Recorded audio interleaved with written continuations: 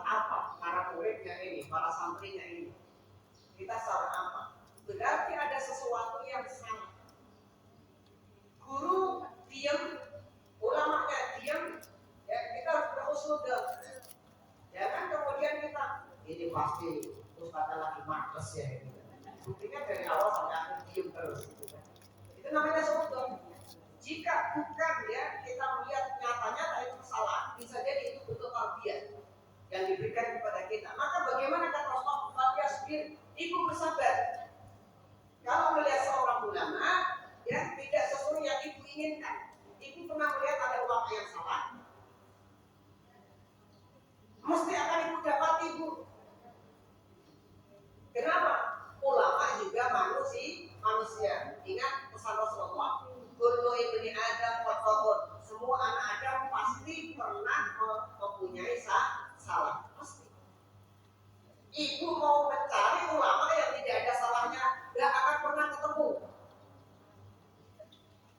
Karena Rasulullah sendiri mengatakan, sahabat saja orang ketika Rasulullah katakan khairul quruni qarni, sebaik-baik masa adalah pada masa itu, termasuk orang-orang yang terbaik itu pada zaman Rasulullah. Para sahabat itu pun banyak yang salah. Ya. Sekali lagi, ibu kalau mau mengaji kepada ustaz, pada ulama yang enggak punya salahnya, itu tidak akan pernah mau ngaji. Karena enggak ada ulama, enggak ada ustaz yang tidak salah. Semuanya salah. Pasti salah. Ibu pernah lihat salah saya enggak? Karena ibu jarang ketemu saya. Iya, kalau ibu setiap hari ketemu saya, tapi ini ternyata seperti itu. Ibu jarang ketemu saya. Kalau ibu mau tanya salah saya, tanya kepada istri saya, Ustaz punya salah enggak? Nanti istri saya menjawab, banyak sekali. Karena yang operasi setiap hari itu adalah istri saya. Ibu tidak akan pernah ketemu ulama yang tidak punya salah. Maka ketika ibu mendapatkan kesalahan dari ulama, pesan Rasulullah, baru dia sendiri, maka hendaknya engkau bersabar dengan ulama itu. Sabar. Ada saya itu ketika nyantri, ya Allah, setiap hari enggak ngomong, bukan kerjakan, begitu saja. Bukan halaman ini kerjakan, itu saja. Sabar. Yang seperti itu. Kita harus bersabar, tidak sesuai dengan keinginan kita. Ada yang ajar itu asik sendiri dengan bukunya, nggak peduli muridnya kayak apa. Gimana? Kalau dia sendiri, sabar. Ada ulama itu ya, hafal, stop, hafal, besok stop, hafal, besok stop. Begitu juga ada. Kalau ulama seperti itu, ada guru seperti itu, kalau dia sendiri kan sabar.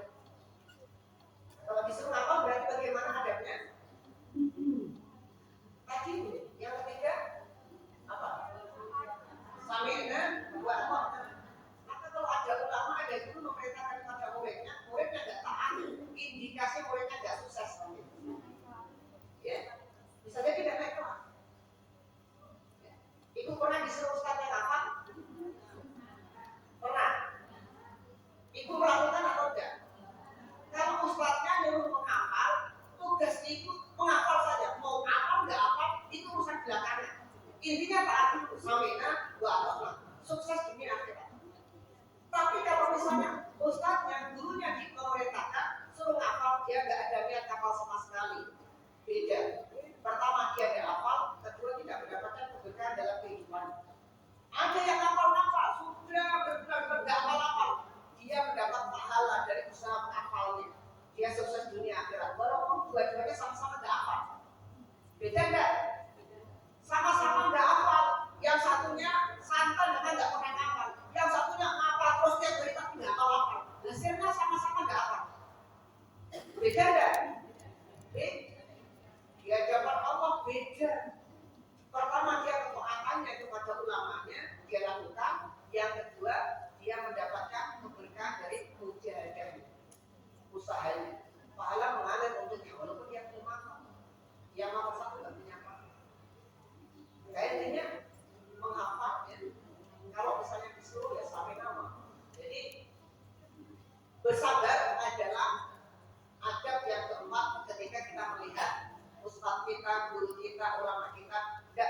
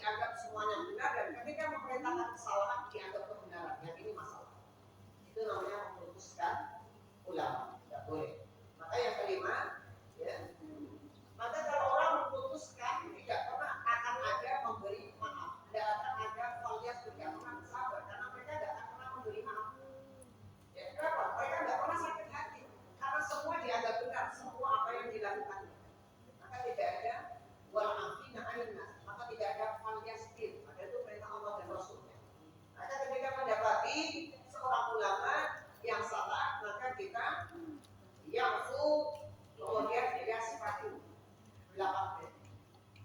8 bed. Ya. Ada berapa?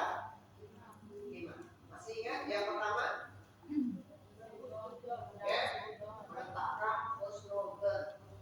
Jadinya karena inama ya Allah menaikkan di ulama, karena Allah saja berhusnuzon. Karena ulama itu orang yang takut berbuat dosa pada Allah. Yang kedua,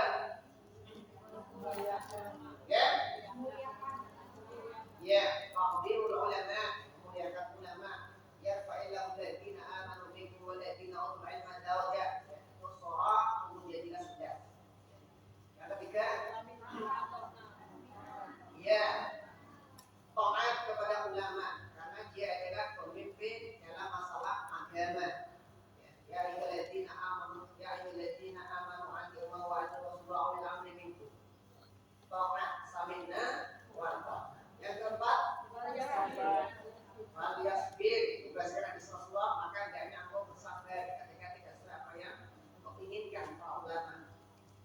Yang terakhir, yang kelima, ya, surah An-Nur ayat 22, yaitu hendaknya engkau memberikan maaf, wa yasfahu, hendaknya engkau berlapak dendek. Ya, ketika mendapatkan yang tidak sesuai yang diinginkan. Tuh, seperti itu ustaznya, tuh, seperti itu ulamanya, tuh, seperti itu kiainya.